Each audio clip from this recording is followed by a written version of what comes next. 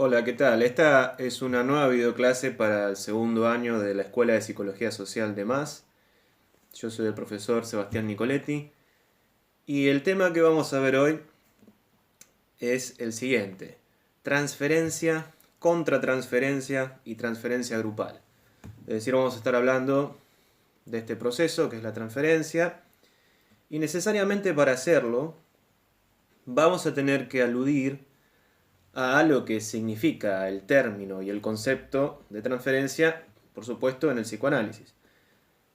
Nosotros, como ustedes entenderán, eh, al, digamos, pertenecer al ámbito de la psicología social, lo que necesitamos hacer siempre es todos aquellos temas que vemos, ya sean de índole filosófico, de índole psicoanalítico, de índole incluso histórico, sociopolítico, etcétera.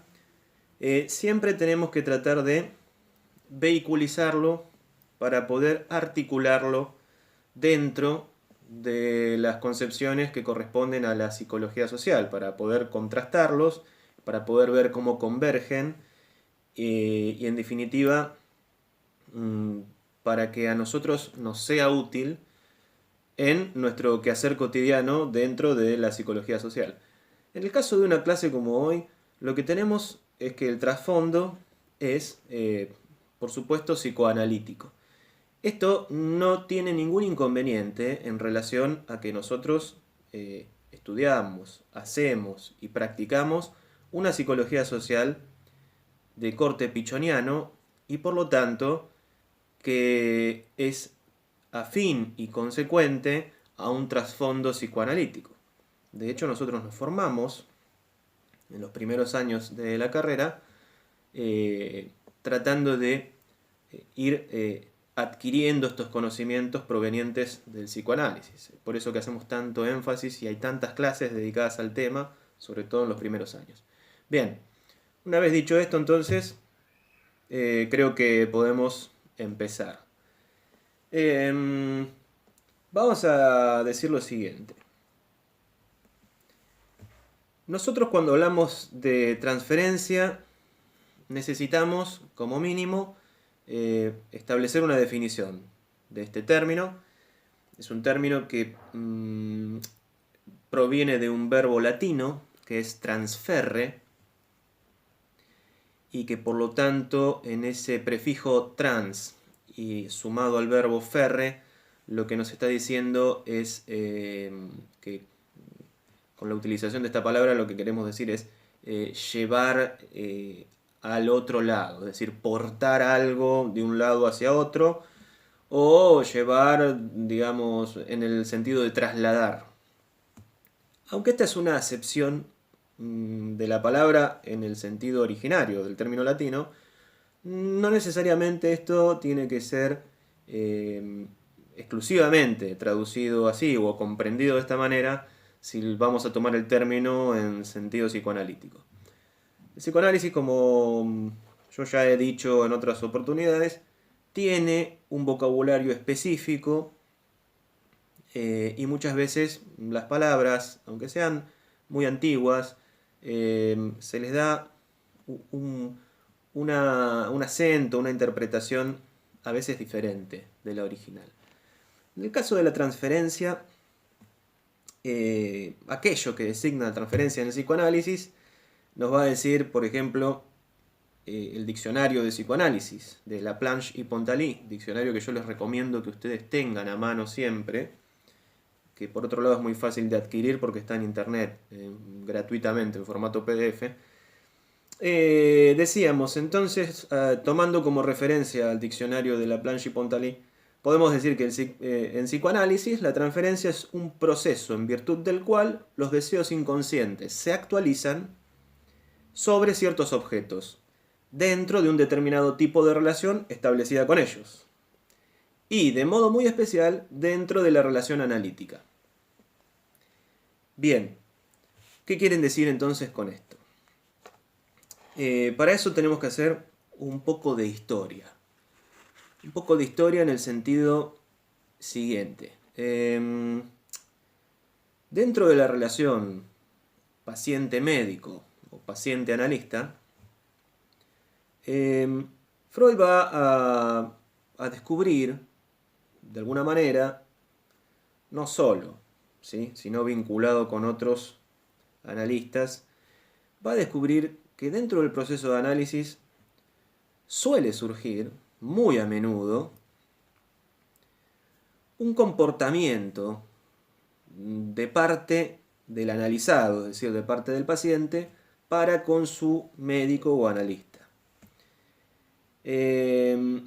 Cuando él se da cuenta que esta forma de comportarse se va haciendo caso a caso, porque esto lo descubre él en la práctica clínica, entonces con la experiencia se va dando cuenta que esto ocurre, suele ocurrir muy frecuentemente, que es que entre la relación, repito, paciente-médico, paciente-analista, surge en determinado momento un comportamiento de parte del paciente que Freud en un primer momento describe como una situación bastante agradable en el sentido profesional, porque el paciente suele tener una gran admiración por su analista, suele otorgarle un estatus que está por encima de él, por una cuestión de conocimiento, una cuestión epistemológica, es decir, ese analista, digamos, en su persona es como que sintetiza el saber, la ciencia, además es la persona que lo va a ayudar, entonces es la persona que lo va a asistir en una posible cura, por lo tanto la visión que tiene el paciente hacia su analista es de un ser con cierta superioridad, digamos. Lo que dice Freud es que esto, que al principio puede parecer incluso hasta agradable, es peligroso en el, digamos, que el médico o el analista se siente sobre esa situación agradable, digamos, y la deje pasar como cualquier cosa. Yo en el texto del teórico preferí, para que ustedes tengan la experiencia de leer al propio Sigmund Freud, les transcribí algunas citas, algunas un poco extensas, para que ustedes tengan la experiencia, para el que no la tiene, de leer al propio Freud, ¿sí? Leer sus propios escritos y esa manera de escribir tan particular de finales del siglo XIX y principios del XX, donde la gente ciertamente escribía bien, ¿no? No como ahora. Bien, entonces, lo que va a darse cuenta Freud es que el paciente entonces empieza a forjar un vínculo con el analista que está fuera de lo que realmente los convoca al análisis. Este vínculo puede ser observado según sus características y sus rasgos, como que se manifieste de manera positiva, tanto como que se manifieste de manera negativa. Y ahora vamos a profundizar sobre esto. Pero esto que se da cuenta Freud que sucede con los pacientes, él al principio lo toma como un obstáculo en el proceso de cura. Es decir, esta persona viene con un problema, viene con una dolencia, hay algo que le está ocurriendo, que no puede resolver, y justamente recurre al analista para tratar de averiguar qué es lo que le está pasando y de qué manera puede encararlo en un posible proceso de cura para sentirse mejor. Entonces el objetivo del análisis sería, en último término, este proceso de cura. Al surgir estos fenómenos que más tarde Freud va a denominar transferenciales, es decir, esto de que el paciente empiece a manifestar ciertos vínculos imaginarios con su analista, no solamente imaginarios, sino que a veces incluso amorosos, en el sentido de que se le tiene una estima que ya está más allá de lo que podríamos decir como normal. Cuando entonces Freud descubre esto por primera vez, él lo toma como un obstáculo en ese proceso de cura, porque dice, bueno, acá se está manifestando algo que, si bien es de suma importancia, puede obrar como un obstáculo en el proceso de curación. Luego, con la práctica y con el análisis y en conversación con otros analistas, él se da cuenta que esto que en primera instancia él toma como obstáculo puede significar, muy por el contrario, la llave que nos permita ingresar al mundo interno del paciente, a lo más profundo de su inconsciente y revelarnos de alguna manera por el método asociativo de la libre asociación dentro del marco psicoanalítico. Esto nos puede ir revelando que hay allí un trauma que muy probablemente proviene de la infancia del paciente y que nos puede dar elementos de análisis muy importantes en relación a ese mismo proceso de cura. Entonces, lo que al principio obraba a su entender como una especie de obstáculo, termina siendo, si bien obstaculiza de alguna manera, termina por ser bien utilizado por un analista con experiencia y bastante diestro para poder utilizar esos datos, puede ser utilizado, repito, en aras al mismo proceso de cura y de esa manera ser una ayuda muy importante. Bien, pero hagamos un poco de historia remitiéndonos a una especie de anécdota, que yo me resisto a veces a denominarla anécdota porque es historia, es decir, es un hecho histórico que ocurrió realmente. Entonces, puede ser anecdótico, pero también puede ser muy importante. ¿Por qué? Recordemos que un relativamente joven Sigmund Freud se conoce realizando unos estudios, digamos unos cursos de verano, se conoce con Joseph Breuer. Joseph Breuer y Sigmund Freud se hacen muy amigos. Desarrollan una amistad muy íntima, una ligazón muy profunda y durante años mantienen esta amistad y además trabajan juntos, es decir, se ponen ellos a trabajar en función incluso de escribir, escriben artículos e incluso publican un libro juntos. Desarrollan algunas de las teorías que van a ser, digamos, las primeras que van a desencadenar lo que posteriormente fue el psicoanálisis. Es decir, en el nacimiento propio de la disciplina psicoanalítica están muy imbricadas las vidas tanto de Freud como de Breuer. Breuer era un tanto mayor que Freud, unos años mayor. Entonces, él tenía mucha más experiencia como médico clínico, ya venía trabajando desde hace un buen tiempo y venía también haciendo un trabajo individual muy importante con algunas personas de la, digamos, de las clases más altas del ambiente de la Viena de aquellas épocas. Es decir, claro, la gente que estaba en condiciones de pagar un análisis obviamente era gente pudiente, porque el análisis era bastante caro, ¿no? Bien, entonces por eso mayormente los pacientes eran de la clase alta, la clase burguesa, incluso algunos de la clase dirigencial, etc. Bien, él está atendiendo a una persona, a una señorita muy joven de 21 años, Joseph Breuer me refiero, ¿no? Está atendiendo a esta señorita que pertenece a la alta burguesía y descubre que esta chica que manifestaba unos síntomas muy extraños, parálisis, decía que le dolían las piernas y no podía caminar, se negaba a comer, tenía graves problemas de anorexia, etcétera, etcétera. Cuando empieza a investigar, Breuer se da cuenta que esta chica durante mucho tiempo había tenido a su padre severamente enfermo. Y de alguna manera los mismos síntomas que tenía su padre anciano en esa situación de enfermedad terminal, de alguna manera ella los había somatizado, esos síntomas, en su propio cuerpo, en su propia persona. Breuer atiende a esta señorita a la que él denomina Ana O, para no revelar su nombre. Todos sabemos quién es Ana O, Berta Pappenheim, ¿sí?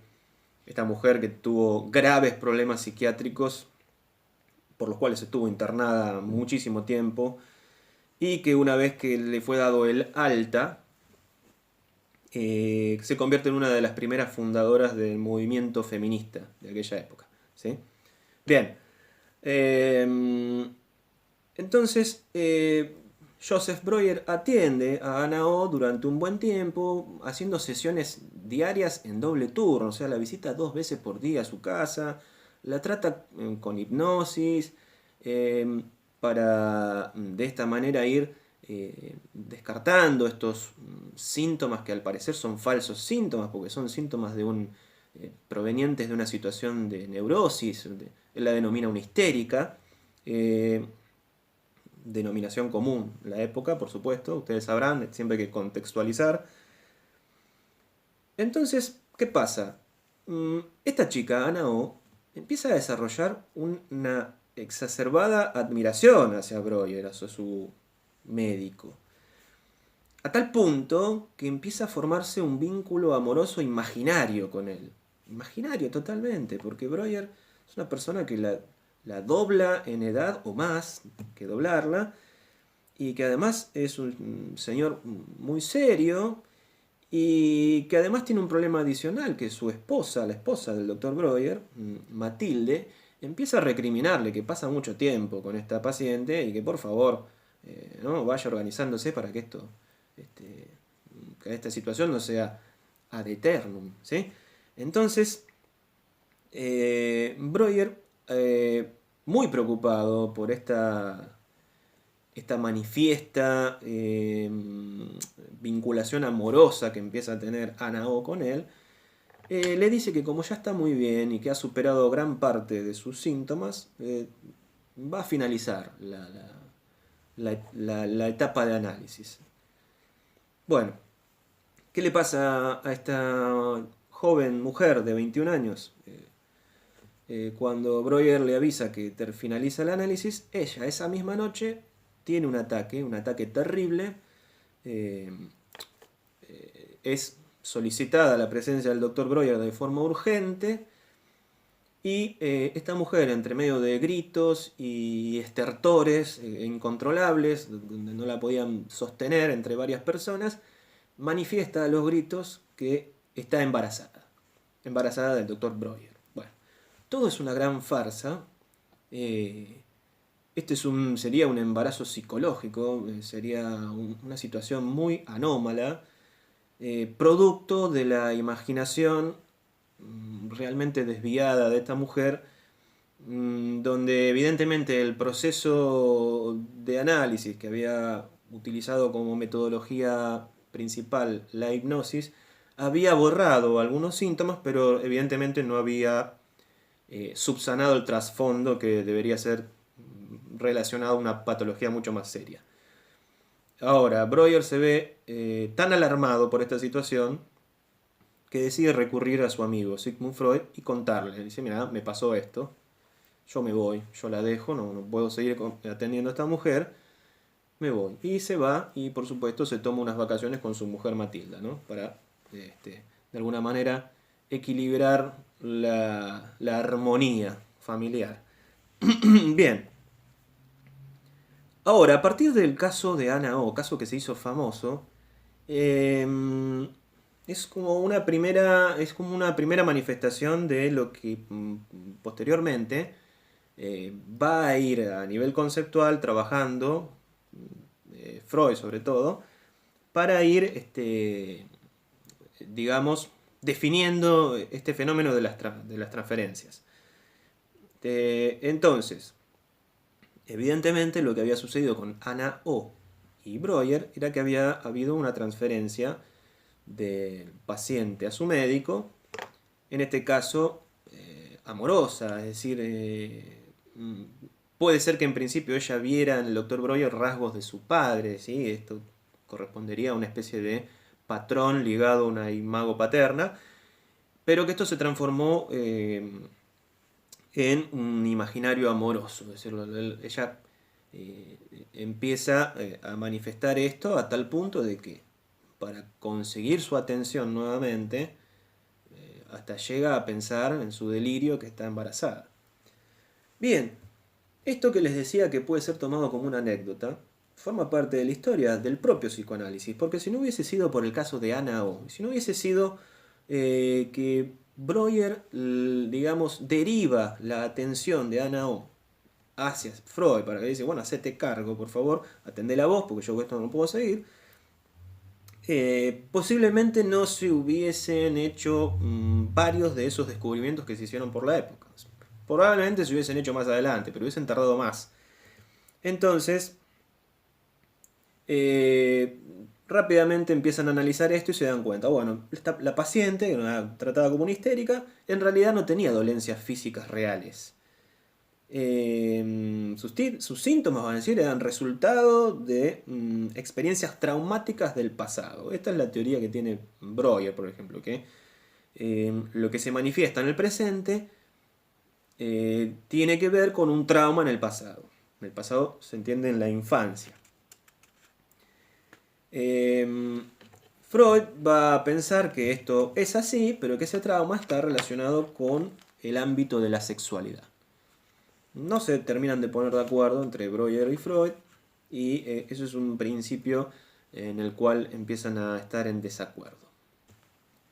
Bien, entonces repetimos a modo de repaso. Entonces, a nivel psicoanalítico, la transferencia designa un proceso en virtud del cual los deseos inconscientes se actualizan sobre ciertos objetos dentro de un determinado tipo de relación establecida con estos mismos objetos, de un modo muy especial en la relación paciente-analista, paciente-médico, es decir, en la relación analítica.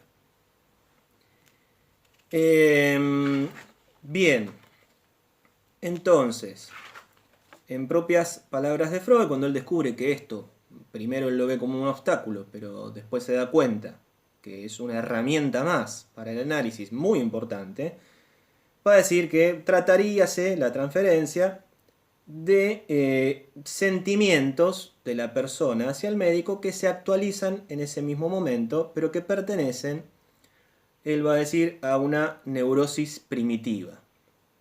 Es decir, eso que parece en una primera instancia una neurosis que él denomina artificial, porque no corresponde a la relación objetal de ese momento, sino que proviene del pasado, es inconsciente, y que se actualiza en el momento del análisis, es, por un lado, una neurosis artificial, que se actualiza en la figura del analista o del médico, pero con bases en una neurosis primitiva.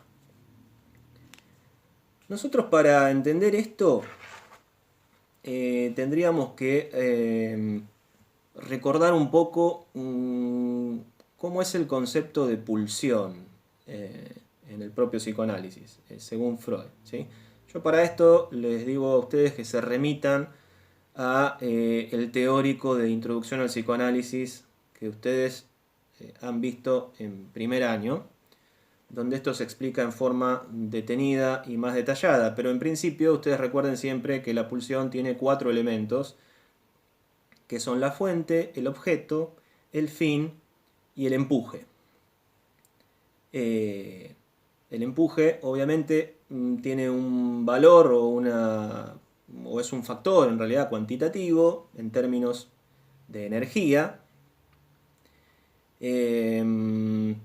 Los fines pueden ser múltiples o parciales y están siempre íntimamente dependientes de fuentes somáticas, es decir, del cuerpo. El objeto es muy variable y contingente y siempre va a estar, digamos, definido en función a las propias vicisitudes de la historia propia del sujeto. Es decir, es cambiable siempre el objeto, es muy variable y contingente.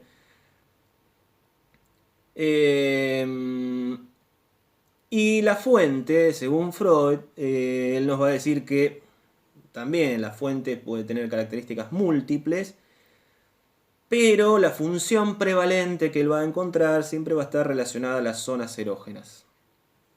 Esto, como les digo, si lo quieren repasar, pueden remitirse ustedes a aquella clase que les mencioné.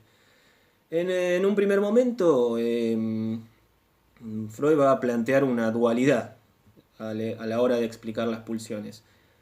La dualidad está, digamos, está sostenida en lo siguiente. Hay pulsiones sexuales y hay pulsiones de conservación.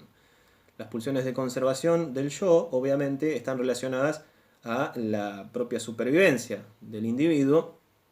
Y él va a dar ejemplos, por ejemplo, acerca del hambre y la consecución de alimentos, etcétera, para poder subsistir.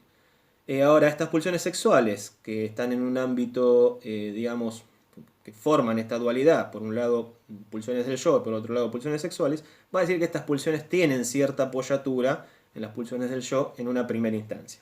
Luego, con el tiempo, cuando él publica, por ejemplo, Más allá del principio del placer, en 1920, va a establecer un segundo dualismo, donde va a hablar del conflicto pulsional. ¿Sí? Esto es cuando él explica que entiende que existen las pulsiones de vida y las pulsiones de muerte. Esto significa un conflicto, que él denomina conflicto pulsional. Luego, más adelante, va a plantear otra dualidad, que es la que él denomina conflicto tópico. Esto quiere decir que va a haber un conflicto entre las instancias defensivas y entre las instancias represivas. Es donde nos va a hablar, por ejemplo, en ese momento, de que concibe al ello como reservorio pulsional. Reservorio que establecería de alguna manera una especie de fondo común de contenidos inconscientes, pulsionales, también para el yo, además del ello. Bueno, más allá de esto, ¿por qué tienen que recordar ustedes cuál es la importancia de la pulsión? Porque fíjense, para el psicoanálisis lo importante que será que en el diccionario de Laplanche y Pontaly, la palabra pulsión, pulsiones, pulsional, etc., van a aparecer en el texto 1488 veces. Es decir, es un término que se repite muchísimo y al cual tendremos que remitirnos constantemente. Por eso entonces yo les advierto, recuerden las características de la pulsión y su descripción. ¿Qué es lo que estamos diciendo cuando hablamos de pulsiones? Bien. También nos va a decir Freud en distintos momentos, y como yo les puse en el teórico una cantidad bastante extensa de citas del propio Freud, ustedes van a ver que él habla que cuando se producen estos procesos transferenciales, lo que hay detrás siempre es bien un desplazamiento, o bien una proyección, o bien puede darse una sublimación. Muchas veces esto referido a la libido. Entonces es importante también entender que esto depende siempre de representaciones imaginarias, que en el caso del desplazamiento es esa oportunidad en que una representación puede desprenderse de representaciones originales para desplazarse a otra, ¿sí? Es decir, esa misma energía toma mayor acento, mayor interés en otra representación, que puede estar asociada a la primera, pero de forma muy débil. Mientras que en sentido psicoanalítico propiamente, la proyección es una operación por medio de la cual el sujeto de alguna manera es como que saca o expulsa de sí mismo también representaciones que localiza en otra persona, las ubica en otras personas. Dentro de eso que, digamos, de alguna manera, dice Freud, expulsa de sí mismo, tenemos que entender que son cualidades, sentimientos, deseos, etc. Sobre otros objetos, los proyecta. Es en origen un mecanismo de defensa. Y va a decir Freud que es incluso muy arcaico, que se da obviamente a nivel inconsciente. Bien, mientras que la sublimación, por otro lado, es un proceso para explicar ciertas actividades humanas, va a decir Freud, que aparentemente no guardan relación con la sexualidad en una primera instancia, no tienen por qué hacerlo, pero que hallarían su energía en la fuerza de la pulsión sexual.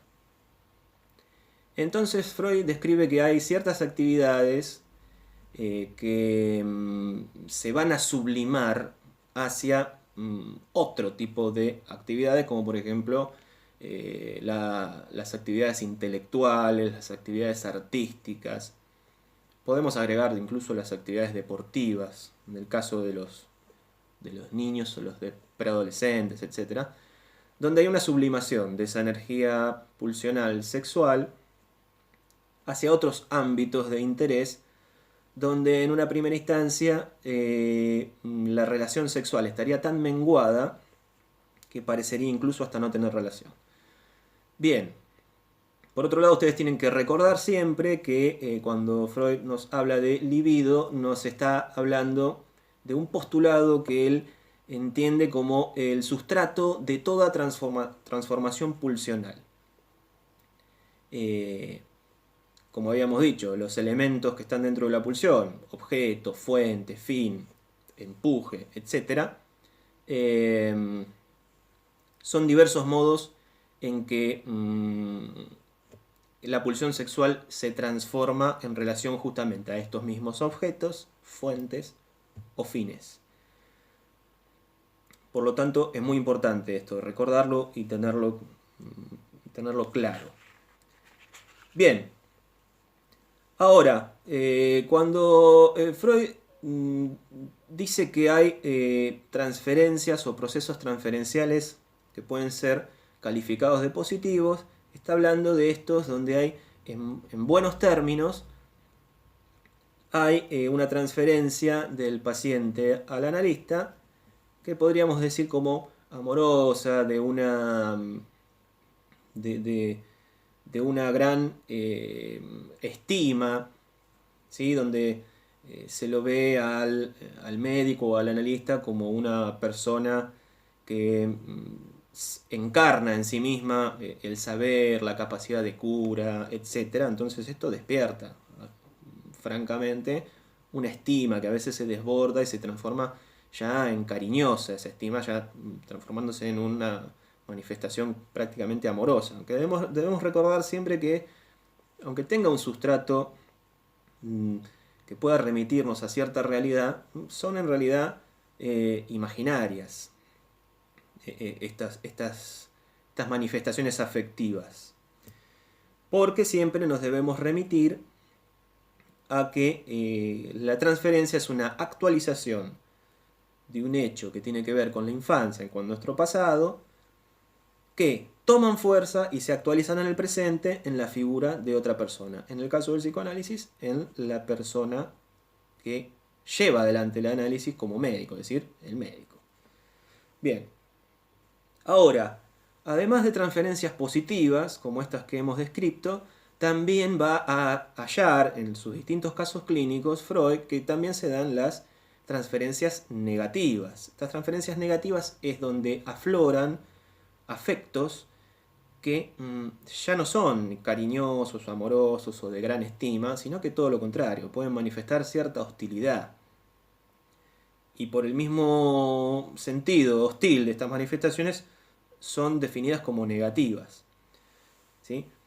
Esto es cuando, digamos, se da vuelta de alguna manera y la transferencia ya entra en contradicción con la figura del analista y emergen sentimientos hostiles. Ahora, siempre Freud en sus escritos en primera instancia hace referencia a la relación paciente-médico cuando el médico es hombre y la paciente es mujer. Ahora él va a decir qué sucede cuando el paciente es hombre. Entonces él se va a preguntar, en estos casos, ¿hay transferencia cuando se pertenecen, ambos dos pertenecen al mismo sexo? Va a decir, sí, las hay. Lo que pasa es que, como habíamos dicho antes, entran ahí fenómenos que tienen que ver con el desplazamiento, la proyección, la sublimación, que explicamos hace un momento, Y estas manifestaciones de estos procesos transferenciales lo que pueden dar a entender es una gran estima hacia la figura del analista, en el caso de que sea positivo, y alguna manifestación hostil en el caso de que sean negativos. ¿Entra en juego lo sexual? Sí, entra en juego, pero no es necesario que la intervención de esa base que podríamos decir, ese sustrato donde podríamos hallar alguna atracción sexual, deba remitirse exclusivamente a una situación sexual abiertamente entendida como eso. Es decir, no tiene que ver, va a decir Freud, con que haya ahí subyacente una relación homosexual, sino que esa misma energía libidinosa o bien se desplaza, o bien se sublima, o bien se proyecta, y el efecto es el mismo, es decir, obtener una transferencia que podríamos denominar positiva, o por el contrario, una transferencia que podríamos denominar negativa. Sin que esto quiera decir que en el caso de que los componentes de la situación analítica, es decir, médico-paciente, sean del mismo sexo, no necesariamente lo que está encubriendo la transferencia, lo que está enmascarando sea una manifestación de tipo homosexual. ¿Sí? Esto, en primera instancia, no es que hay que descartarlo, pero no quiere decir necesariamente eso. Puede haber casos en que sí haya algo de esto en el trasfondo, en la trastienda de ese análisis. Pero nos va a advertir Freud que, claro, tienen un trasfondo sexual, pero esto es bien o sublimado, o desplazado, o proyectado, etc. Bien, entonces, ¿qué pasa con la figura del analista, del médico? ¿Qué pasa? ¿Es inmune a estas transferencias? ¿No le pasa absolutamente nada? ¿Es como una pared donde rebota la transferencia? No. Hay una especie de, digamos, de afectividad y de experiencia propia del analista que va a tener una suerte de reacción emocional vehiculizada por esa transferencia que manifestó el paciente, y a esta especie de reacción emocional afectiva Freud la va a denominar contratransferencia.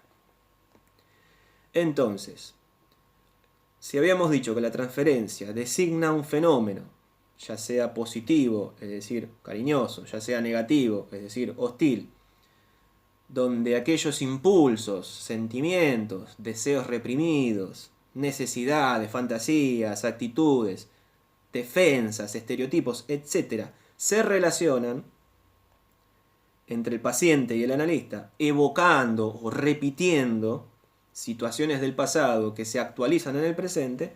Por otro lado, la contratransferencia entonces sería esta reacción de alguna manera emocional o afectiva que moviliza en el analista la relación a la persona del paciente en la pura situación analítica, es decir, en el marco, en el encuadre del análisis, donde también pueden darse respuestas que sean de parte del analista hacia el paciente, respuestas que sean afectivas, sentimentales o bien estereotipadas en modelos de relación pasadas. Bien, hasta ahí entonces yo diría, para no profundizar todavía más, porque como les dije al principio, nosotros lo que necesitamos hacer es articular esto con la psicología social. Entonces necesitamos, porque el fondo y la base de este tema que estamos abordando es psicoanalítico, pero necesitamos ver cómo actúa esto en relación a las teorías grupales, en relación a la psicología social, específicamente hablando del doctor Enrique Pichon-Rivière. Entonces yo diría, para no profundizar aún más en términos psicoanalíticos acerca de la transferencia y todo lo que conlleva, porque como ya les dije antes, hay que repasar y tener muy fresco el concepto de pulsión, hay que tener muy fresco los conceptos de proyección, sublimación y desplazamiento, hay que tener muy claro qué es la libido, etc. Entonces, No podemos profundizar más porque nos llevaría mucho tiempo de la clase. Debemos remitirnos directamente a estos fenómenos transferenciales en el encuadre de los grupos. Específicamente nosotros nos interesaría el grupo operativo. Bien, en primera instancia Pichon Rivière lo que nos va a decir es que no considera que los fenómenos transferenciales sean exclusivos del marco del análisis. Esto ya es un primer paso muy importante, es decir, porque tal como lo entendía Freud, esto es algo que se da muy especialmente en el marco del análisis, es decir, cuando hay un encuadre con dos individuos, un médico o analista y un paciente. Entonces Pichon Rivière nos va a decir, no es exclusivo de la situación de análisis. Es decir, que son fenómenos que pueden manifestarse y hacerlo en circunstancias muy diversas, fuera del consultorio del analista, fuera de la situación de análisis específica. Digamos, de una manera análoga va a entender Pichon Rivière que estos fenómenos, estas características adjudicables a la transferencia, los va a tomar él esencialmente como obstáculos. Pero ustedes saben que en psicología social los obstáculos son la oportunidad para justamente abordarlos y trabajarlos. Entonces no es malo que esto se presente en una primera instancia como obstáculo. Y él va a mencionar los obstáculos tradicionales que entiende como resistencia al cambio y estereotipia. Estos fenómenos, entonces, que pueden darse perfectamente en cualquier otra circunstancia, nos van a dar a nosotros la posibilidad de entender lo siguiente. En una situación grupal, específicamente, cada sujeto que compone el grupo conlleva con sí mismo una dimensión que es inconsciente y que configura su propio mundo interno. Mundo interno que debemos, para comprenderlo, remitirlo a la situación del grupo familiar, el grupo primario, donde se imprimen de alguna manera, como si fuese o como si se tratase de una huella mnémica, ciertos patrones vinculares y de conducta en la interrelación de esos componentes del grupo primario que nosotros absorbemos de tal manera que terminan configurando, como lo dice el propio Pichon Rivière, una suerte de patrones de conducta. Esos patrones nos van a servir a nosotros como modelos para toda relación posterior. Y en cuanto a modelos con toda relación posterior, a medida que el sujeto va, sumando o agrandando cada vez más sus relaciones vinculares con el resto de los grupos, el resto de los sujetos, con la comunidad, con las instituciones, etc., en los distintos procesos de socialización, desde la escolaridad hasta digamos, lo laboral, lo comunitario, etc., esos patrones que de alguna manera se establecieron dentro de esa interrelación en el grupo primario, van a tender a repetirse de forma inconsciente y actualizarse, es decir, emerger de un trasfondo que está, aunque está latente, muy profundo, muy derivado de los contenidos del inconsciente, en el acto mismo de relacionarnos con otros. Esto se va a ir haciendo cada vez más superficial, es decir, se va a ir acercando cada vez más a la superficie. De ese fondo se va a ir acercando a la superficie estos modelos relacionales en forma de repetición. Entonces, en una situación grupal, repetimos, cada sujeto tiene su dimensión inconsciente que configura su propio mundo interno. Esta configuración, de algún modo, en la situación grupal va a imponer una suerte de escenario. Un escenario que va a estar articulado y modelado de cierta manera como un grupo interno, pero en este caso va a ser un grupo interno que va a darse en forma grupal. Entonces, vemos que las dimensiones del sujeto verticales y horizontales van a ir configurando un grupo de pertenencia donde se va a ir de alguna manera manifestando o emergiendo una especie de mundo interno grupal. Miren, si ustedes quieren entender esto en forma más detallada, pueden hacerlo viendo, por ejemplo, las teorías de Didier Ancier, de fantasmática grupal, donde se explica, por ejemplo, cómo es que se da esto de una situación grupal donde se comparten ciertas fantasías, ciertos fantasmas, que en principio son absolutamente individuales, pero que en un momento empiezan a ser grupales. Entonces, yo los remito, si quieren, tengo una clase en este mismo canal de fantasmática grupal, y aunque no es para segundo, ustedes pueden verla perfectamente. Bien, entonces es importante esto que nos dice Pichon Rivière, esto que se empieza a desplegarse una especie de escena, donde se van a poner en juego las dramáticas internas de cada uno de los individuos. Y entonces, como esos patrones de conducta que se habían fijado en nuestra infancia en relación a nuestro grupo primario, va a decir Pichon Rivière que no son sólidos del todo. Es decir, no representan una especie de patrón absolutamente determinado. No es un vínculo hecho de concreto que no va a movilizarse nunca más, sino que es pasible esta estructura de cierta dinámica que la va a ir estructurando con el tiempo, con la experiencia y con la propia historia de vida del sujeto. Entonces, como está en permanente movimiento, aún se sigue remitiendo a ese vínculo inicial. Toda experiencia internalizada de esta manera, va a decir, conlleva huellas afectivas o simbólicas, que están en el sustrato de toda transferencia. Y a nivel grupal esto se da del mismo modo. Es un proceso de adjudicación, para decir Pichon Rivière, de roles inscriptos en el mundo interno. Acá nos tenemos que remitir, en el mundo interno de cada sujeto, obviamente. Acá nos tenemos que remitir al concepto de imago. ¿Sí? La imago como representación. Representación de personas o cosas. Representación incluso de objetos.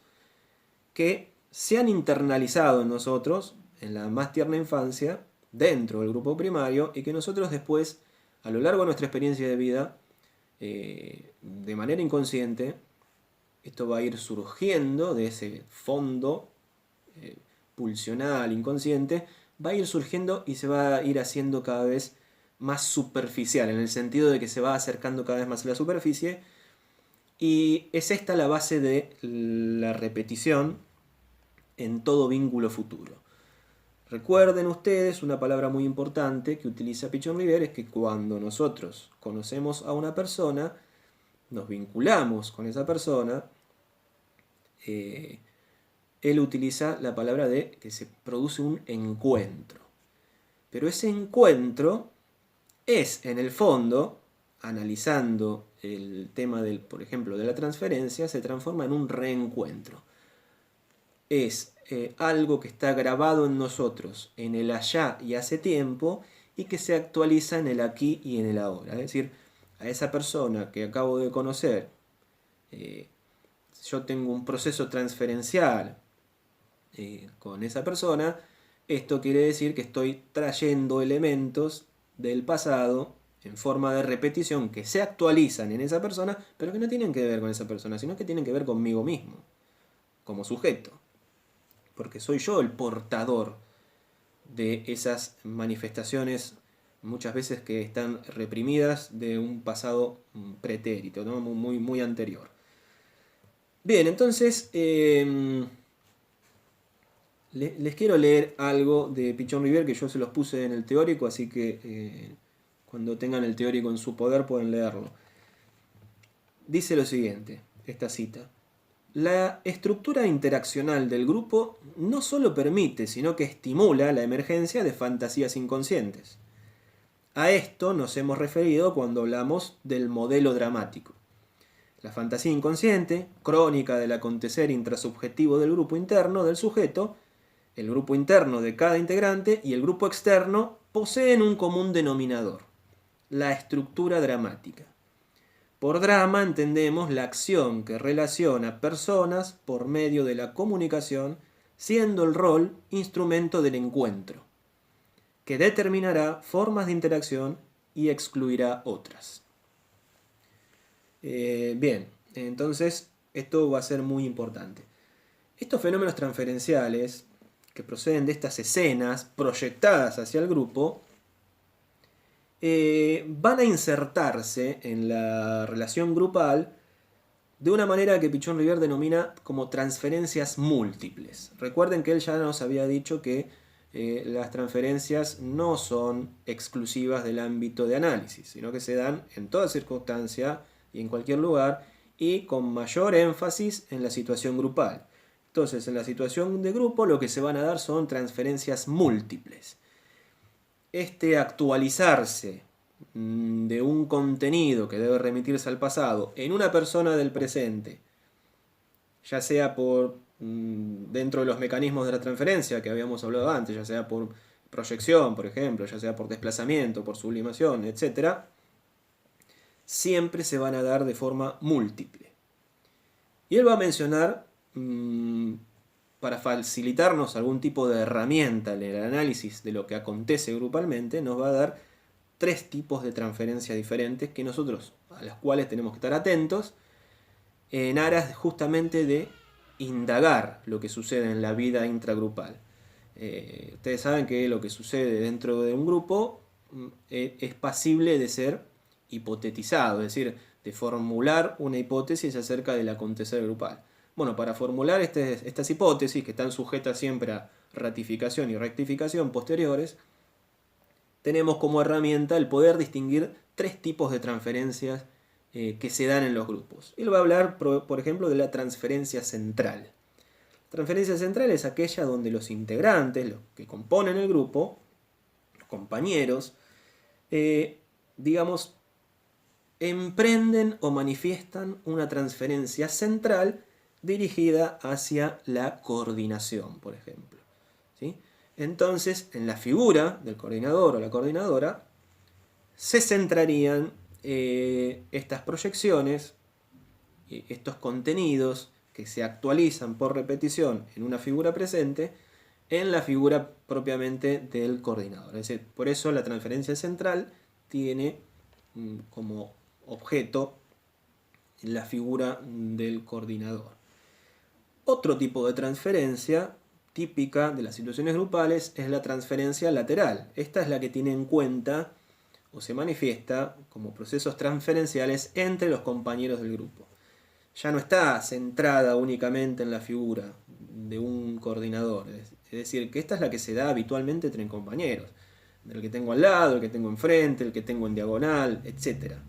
Que puede ser recíproca además, porque yo puedo manifestar una transferencia o puedo, digamos, de alguna manera tener un proceso transferencial con una persona y esa persona puede tener conmigo. Entonces, en circunstancias determinadas son recíprocas. Pero es importante señalar esto. El tipo de transferencias laterales es la que se manifiesta con los compañeros del grupo, los otros integrantes, los otros componentes del grupo. Y luego va a mencionar Pichon Rivière a lo que él denomina la transferencia grupal, teniendo al grupo como unidad. Es decir, él va a decir, esta transferencia grupal se desprende del grupo interno intersubjetivo, es decir, ese grupo interno que todos hemos, a través de la manifestación de nuestra propia dramática, al ponerla en juego en situación grupal, nos hemos formado una idea de grupo interno intersubjetiva, que nos hace visualizar al grupo como una especie de unidad. Entonces, ese grupo interno intersubjetivo lo relacionamos nosotros con el grupo externo, es decir, con todo aquello que está fuera del grupo, que pertenece a la realidad sociohistórica que está de los confines del grupo hacia afuera. Esta es la transferencia propiamente que Pichon-Rivière denomina como transferencia grupal.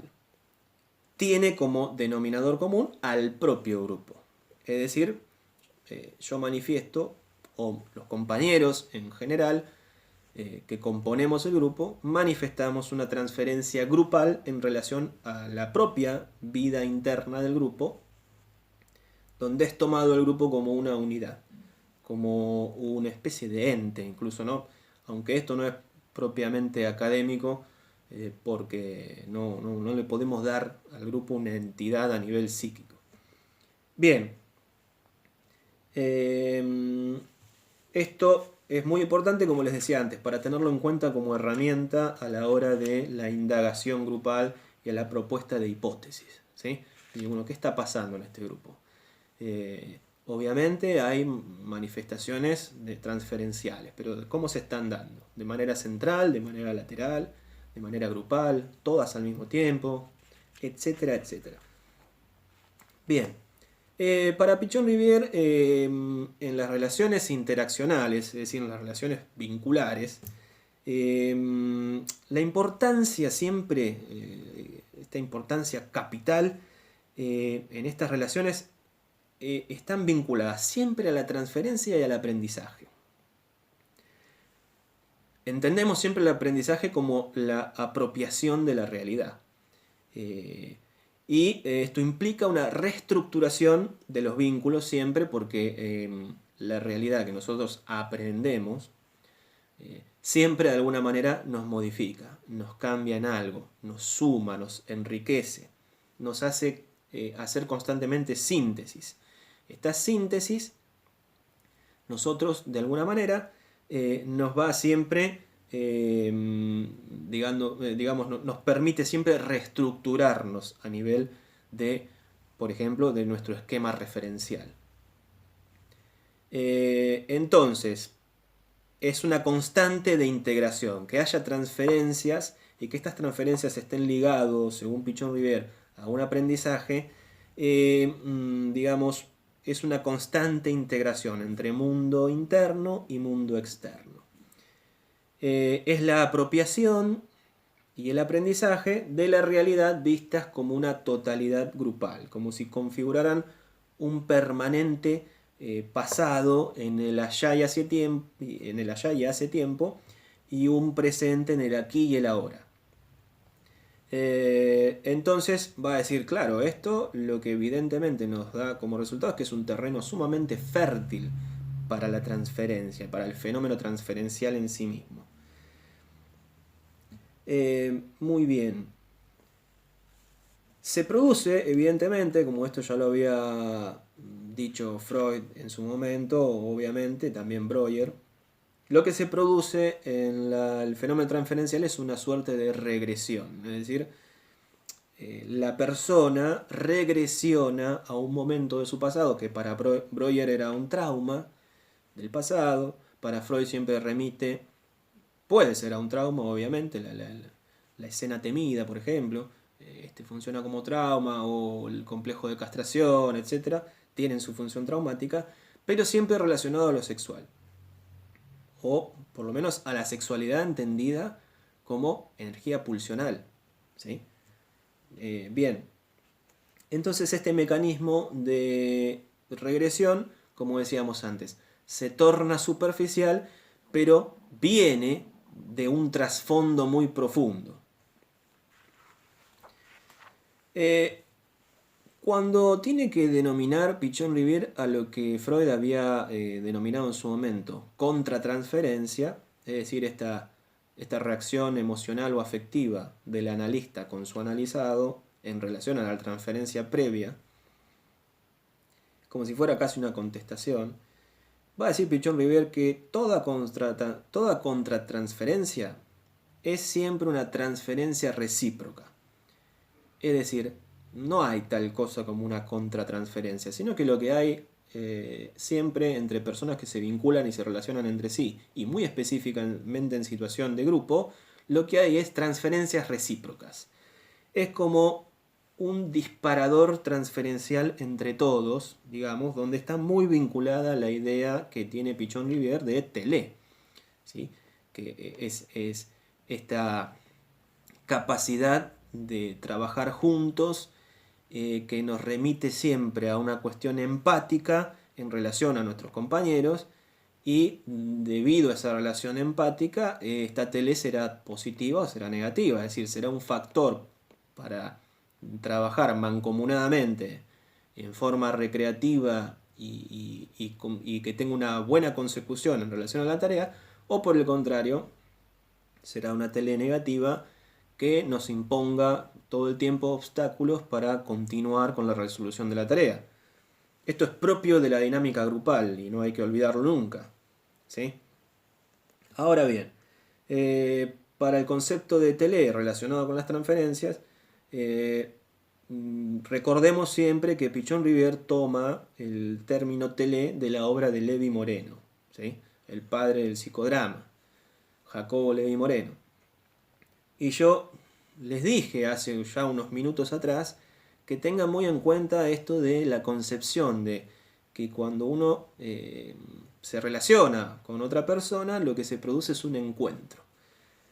Y justamente Levi Moreno también va a hablar de que en esta tele que él desarrolla hay detrás un encuentro. Va a decir encuentro que puede ser traducido como contacto corporal, confrontación u oposición y lucha, ver y percibir al otro, comprender que existe, que está ahí, tocar y entrar en el otro, es decir, que haya lazos cada vez más estrechos, compartir y amar. Estas son todas cuestiones de la teoría de Levi Moreno, ¿no? Comunicación intuitiva, primaria. ¿Con qué? ¿Por qué son primarias? Porque son con palabras o gestos. O donde no circula la palabra, sino que lo que circula es una, digamos, comunicación corporal, física, como por ejemplo en abrazarse y darse besos entre componentes del grupo, ¿sí? Donde no se transmite palabra alguna, pero sí ciertamente se transmite una afectividad muy intensa. Es decir, un encuentro en el más intenso nivel de comunicación, va a decir Levi Moreno. Esta convergencia de factores emocionales, sociales y cósmicos, va a decir Moreno, configuran una experiencia de identidad y de total reciprocidad. Bueno, esto es Moreno hablando de la tele. Lo que va a tomar Pichon Rivière de este concepto de tele es que se trata de esconde o enmascara un proceso transferencial originado en un encuentro, que en realidad se torna en un reencuentro, como decíamos antes, en el sentido de la regresión. Es una regresión que ayuda a la repetición de, por ejemplo, de lo reprimido, de lo que está en el inconsciente, y lo actualiza en una escena que es, digamos, proviene del pasado de ese sujeto, de ese personaje, y lo actualiza frente a un vínculo real actual. Esta es la regresión, la repetición y la actualización, ¿sí? Nunca tenemos que olvidar esta tríada: regresión, repetición y actualización. Regresión de un contenido de una escena pasada, del propio sujeto que la está viviendo, de forma inconsciente obviamente. Repetición frente a la persona que está actualmente frente a nosotros, pero que, digamos, se desprende de ese vínculo actual, pero trae una reminiscencia del pasado. Es como decía antes, que yo les mencioné, que decía Freud, ¿no? Que lo que parece ser que él denomina que en la transferencia lo que se produce es una neurosis artificial, porque no es real. Esa afectividad no es real de ese momento con esa persona, sino que es una actualización del pasado de un hecho primitivo. Entonces dice, esta neurosis ficticia, artificial, es en realidad producto de una neurosis primitiva que se dio antes, hace tiempo, en el pasado. Lo mismo va a decir Pichon Rivière, va a decir que este vínculo que intenta actualizarse de esta manera regresional, trayendo consigo elementos del pasado que se manifiestan en la transferencia o en la tele para trabajar en el grupo, es en realidad un vínculo ficticio, no es un vínculo real. Por eso en el encuentro lo que se da, dice él, es un reencuentro, pero reencuentro, claro, con eso que nosotros portamos del pasado. Bien, ahora vamos a hablar de esto que también es muy importante a la hora de entender la grupalidad en forma de análisis de la misma, es decir, de investigar qué es lo que está sucediendo en el propio acontecer grupal. ¿Qué herramienta nos brinda Pichon Rivière en relación a la transferencia para trabajar en el grupo? Lo van a decir que a nivel de herramienta, para comprender lo que es o lo que sucede en el grupo a nivel de las transferencias, podemos utilizar esta teoría que él denomina teoría de las 3D. Teoría de las 3D, que va a decir, bueno, es un intento herramental a modo de instrumento, justamente para el análisis, para hipotetizar acerca de una explicación del fenómeno mismo de transferencia que se da en los grupos. Entonces se trata de lo siguiente, las 3D significa que nosotros podemos identificar que hay un depositante, un depositario y algo que es lo depositado. Entonces, lo va a explicar Pichon Rivière. El depositante es quien lleva adelante la reactivación que hablábamos en el presente de esos deseos inconscientes que debemos remitirnos al pasado porque estaban reprimidos. Entonces, el depositante es el que lleva adelante esta reactivación.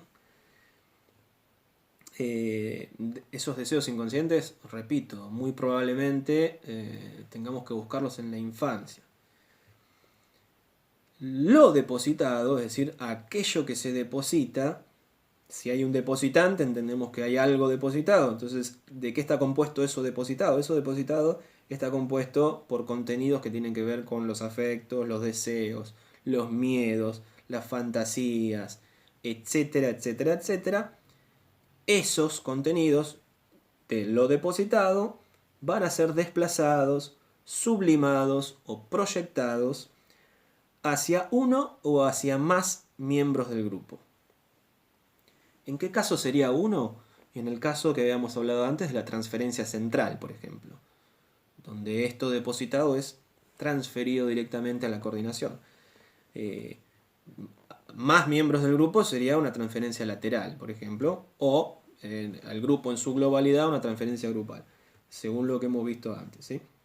Entonces dijimos, hay un depositante, hay un contenido de lo depositado y hay un depositario, es decir, hay alguien que le va a ser adjudicado esto depositado. Entonces hace las veces de depositario todo aquel que por adjudicación proyectiva de esos elementos inconscientes o escenarios primarios esto le quepa. Es decir, es el propio grupo el que puede albergar estos contenidos de lo depositado en el coordinador, en alguno de los compañeros, en el grupo mismo, en la institución que los alberga, etcétera, etcétera, etcétera. La adjudicación puede ser muy variada y contingente en relación a lo depositado. Entonces, repasando esta teoría de las 3D, que como les dije antes tiene un valor herramental, es decir, un valor que es utilizado como instrumento, como herramienta de análisis del acontecer grupal, que nos puede permitir a nosotros, en una instancia donde tenemos que formular algún tipo de hipótesis acerca de lo que está sucediendo en la vida interna de ese grupo, podemos utilizar esta teoría de las 3D como herramientas. Teoría de las 3D que repetimos, tienen que ver con el depositante, lo depositado y el depositario. Bien, estas depositaciones, va a decir Pichon Rivière, en el marco grupal son siempre múltiples y recíprocas. Y algo muy importante, ¿cuál es el disparador de todas estas transferencias en una situación grupal y más específicamente de grupo operativo? El disparador de todo esto siempre es la tarea. Son manifestaciones que van a emerger o van a hacerse visibles en relación siempre a la tarea. Por eso el grupo operativo tiene siempre un eje central que lo dimensiona, que lo organiza y que lo sustrae siempre a la consecución de una tarea. Diferente podría ser en un grupo que sea puramente terapéutico. Pero tratándose de un grupo operativo, como dispositivo, que es el que nosotros usamos y conocemos con mayor minuciosidad, más allá de que hay enorme cantidad y modalidad de grupos, entonces esta relación transferencial que se va a manifestar a nivel del grupo está siempre relacionado a la tarea. ¿Sí? Es una vez más la tarea, es el eje central de estas cargas positivas o negativas que pueden en la dinámica grupal ser identificadas con la tele y con los distintos vectores del cono invertido que nos ayudan a nosotros para justamente identificar hechos grupales que pertenecen a esa propia dinámica grupal y poder de alguna manera al identificarlos poder analizarlos, cuantificarlos, cualificarlos, etc. Siempre en aras o en vistas de elaborar una hipótesis acerca del acontecer grupal. Entonces esto como herramienta es muy útil. Bueno, entonces para que esta teoría de las 3D digamos pueda ser más fácilmente utilizada o instrumentada, siempre hay que tener muy en cuenta otras teorías dentro de la psicología social pichoniana, ¿sí? Como por ejemplo la teoría de los roles, ¿sí? Yo ya les dije hace un momento la teoría del cono invertido con los vectores. La teoría de roles también es sumamente importante porque esa adjudicación por proyección, por sublimación, por desplazamiento, etc., va a estar muy afectada, muy manifiesta dentro de la teoría de roles, ¿sí? ¿Quién es el líder de la tarea? ¿Quién es el saboteador? ¿Quién es el portavoz? ¿Quién es el chivo emisario? Esto se da muchas veces por transferencia. Hay un fenómeno transferencial detrás de esas adjudicaciones que la situación grupal manifiesta en relación a sus componentes del grupo. Entonces, estos mecanismos inconscientes pueden ser comprendidos de una manera que a nosotros nos puede ayudar a visualizar dónde están esos montos de pretarea para intentar de alguna manera desarticularlos y ayudar a la consecución de la tarea desarticulando esos montos de pretarea, que están siempre relacionados a estos momentos regresionales que en primera instancia obran como obstáculos. No se olviden nunca de esto, obran como obstáculos. Si yo tengo que hacer un trabajo de subgrupo y de repente tengo en forma inconsciente y no sé por qué una mala vinculación, una mala relación con un compañero o compañera, probablemente esto yo lo pueda poner en palabras como decir cuando tengo una tele negativa, bueno, y esto me va a mí a traer complejidades a la hora de trabajar juntos, me va a poner a mí en una situación de tensión que necesita liberarse en algún momento de alguna manera, porque siempre lo que hay ahí tensionado es un cúmulo de energía que no puedo direccionarlo porque el obstáculo justamente me lo está impidiendo. Y es ahí donde se dan los montos de pretarea, estos montos que además pueden acarrear angustias, etc. Bueno, nosotros deberíamos apuntar a desarticular esos montos para que la tarea tenga su normal consecución. Entonces es muy interesante tener a mano siempre presente la teoría de las 3D en relación a las transferencias grupales para poder trabajar con ellas. Bueno, muy bien. Yo como siempre en la bibliografía del teórico les doy siempre, ¿no?, las fuentes de donde yo he sacado algunas de las cosas, las citas puntualmente y después, bueno, bibliografía que ustedes pueden investigar, pueden buscar otra, etc. Pueden hacer su propia investigación sobre el tema. Y en fin, la idea es que estas videoclases les ayude a ustedes a, digamos, asumir el teórico de una manera que con lo que vemos acá les pueda dar yo alguna herramienta para comprender de forma más cabal lo que se expresa en el teórico, ¿no? Bueno, espero que así sea. Y con esto terminamos. Como les decía antes, yo les recomendé, por ejemplo, ver el teórico, si ustedes quieren, no es obligatorio. Pueden ver, mis clases están colgadas en YouTube, están libres absolutamente, nadie me lo puede impedir, así que esas clases están ahí para ustedes, para quien quiera, para el que pasa ocasionalmente buscando algo, o para ustedes que son los estudiantes y para las cuales yo las hago, ¿sí? Eso es un trabajo que yo hago para ustedes y por eso están ahí. Entonces, si ustedes se suman al canal, se suscriben, pueden ahí tener clases que no son solamente de segundo, también hay clases de tercero, y pueden asumir otros temas. Y por ejemplo, yo hoy les recomendé ver Fantasmática Grupal para entender cómo se da esto a nivel del grupo, que en este teórico necesariamente por una cuestión de tiempo y espacio no podemos explicar. Pero, como les digo, es una sugerencia, no es ningún tipo de obligación. Así que, bueno, continuamos con esta modalidad por la cuarentena. Así que, bueno, no sabemos esto cuándo va a terminar. Así que por ahora, con el tema de las videoclases, es como nos estamos comunicando de esta forma. Espero que estén todos bien. Les mando un gran saludo a todos y muchas gracias. Y nos vemos en la próxima videoclase. Gracias. Hasta luego.